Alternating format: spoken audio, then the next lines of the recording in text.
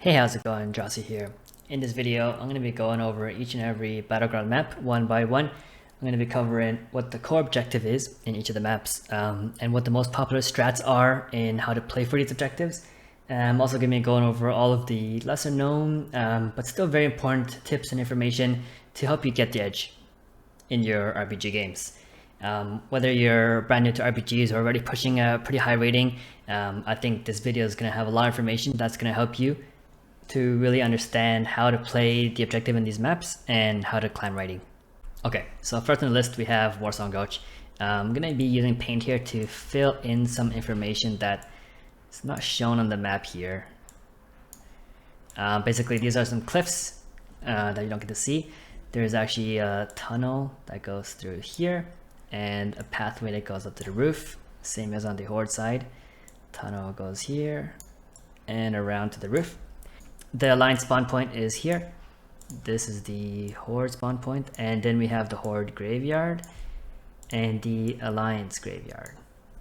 And finally we have Berserker buffs here and here. We have the leaf here, and we got a speed boost that is inside a tunnel over there and there.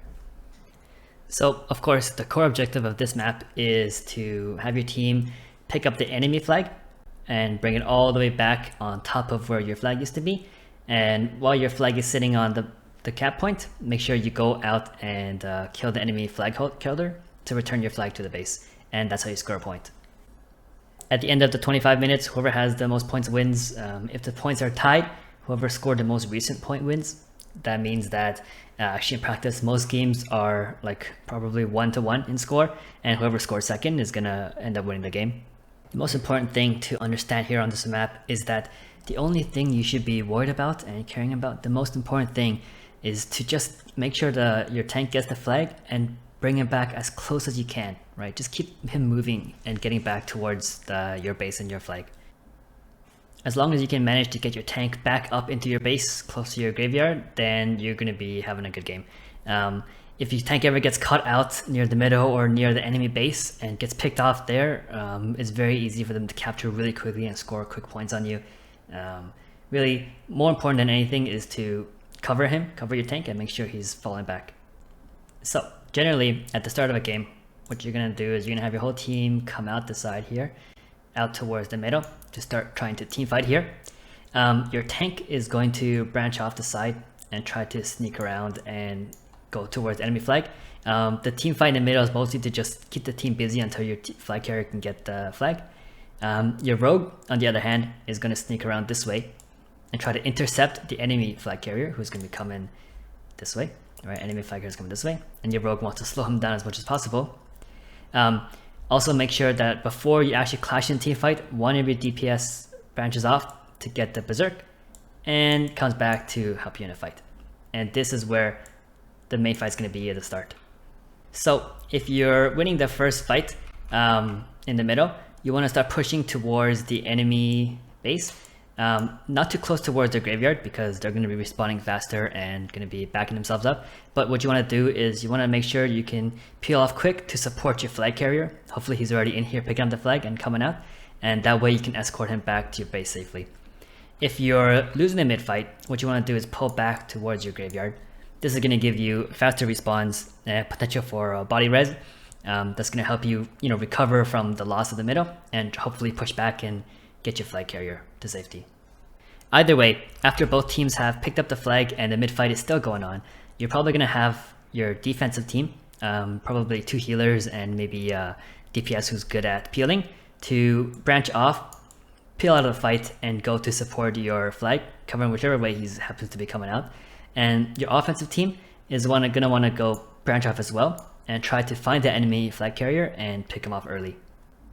Usually the most common outcome of the mid fight is that there's a couple players dead from both sides. So what happened is the defensive team is able to pull their tank and escort them back to base, and there's not enough offense to pick them off. So both sides will just have their tanks coming back all the way around and getting up into safety, preferably in the upstairs.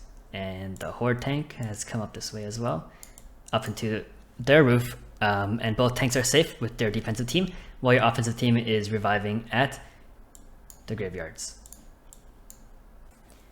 At this point is when we enter what I consider the second phase of the game.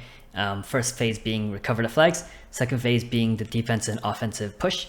So your defense team generally consists of your tank, 2 of the best defensive healers, and probably 2 of your best DPS who's able to peel.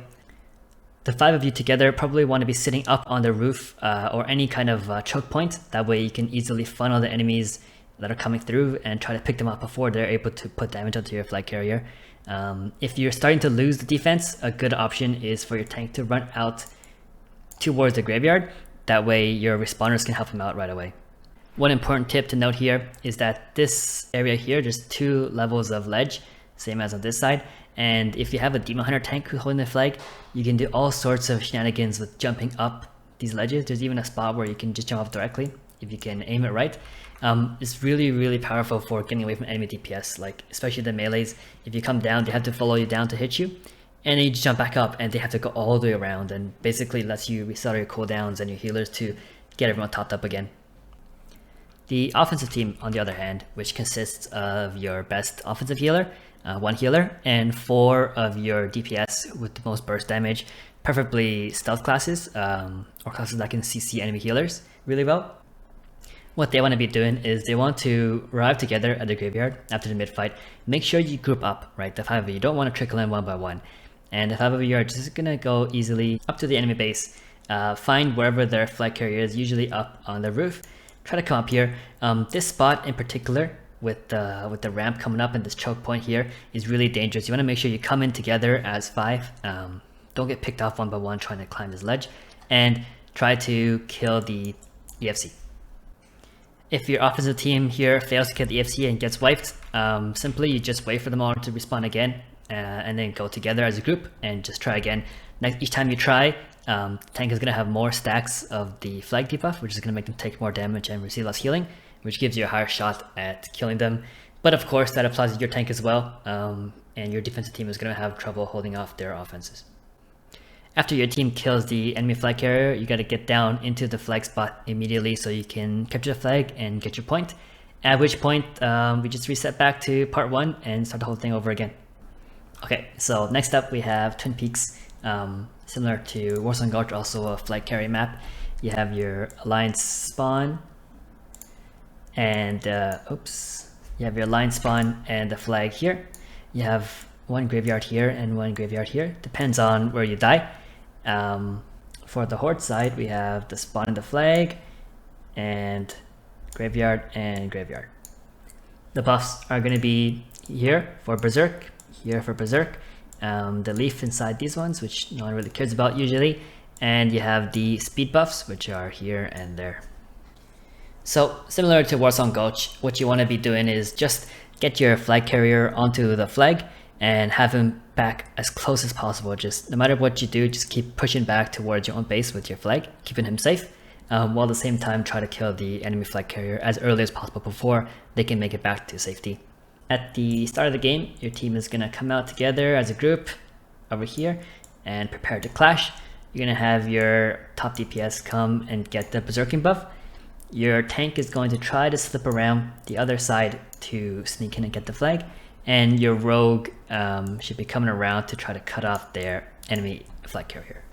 One thing to be wary of in this map is that when you're clashing in the middle, this river is actually an extremely dangerous piece of terrain. Basically, whenever you're in the river, of course, you move extremely slow, trying to swim instead of walk. You don't want to be pulled over because you're not going to be able to make it back through this river with the slow it gives. In addition to that, on this side of the river is where the horde graveyard is. This side of the river is where the lion's graveyard is. If you're ever fighting in like this spot or this spot, it's extremely dangerous because the enemy team is just going to get free body reses over and over, and you can't really peel out because you can't cross back over for the slows of the river. And basically, yeah, fighting in these spots is just a death sentence for the team who doesn't have this graveyard. Once your flag carrier has captured the flag, you're going to want your defense team to peel off here to meet up with tank and escort him back.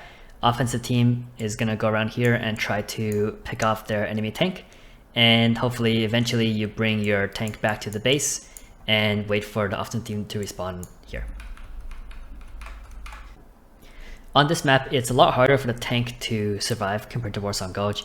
Generally, you'd come up here, up the stairs to the side here, standard ledge here, where there's a choke point on the stairs and a choke point in this little alleyway, and your DPS can stay here to defend you, and you also have easy access down to the flag to cap if you ever get the kill. But because there's not that much elevation and it's easy to even shoot up from the ground level here, it's quite dangerous for the tank if the enemy team can make it in here. Very often, if the DPS is on top of you, you might have to peel out to the graveyard to try to get help from new respawning teammates, or just get out of the vicinity of the enemy and try to kite around and get to safety. For your offensive team, once again, make sure to stick together as 5, right? Don't go in one by one. After you respawn in the mid-fight, you can come in to push in through, go up the stairs and kill the enemy flag carrier. You want to make sure not to get caught out in the entrance areas here. Don't waste your time like getting picked off here. Try to CC them and get away, or maybe if there's just one person or two, pick them off with the 5 of you together and move on. Eventually, one of the flag carriers is going to fall. The other flag carrier flag can come back, get you a point, and reset the whole cycle all over again.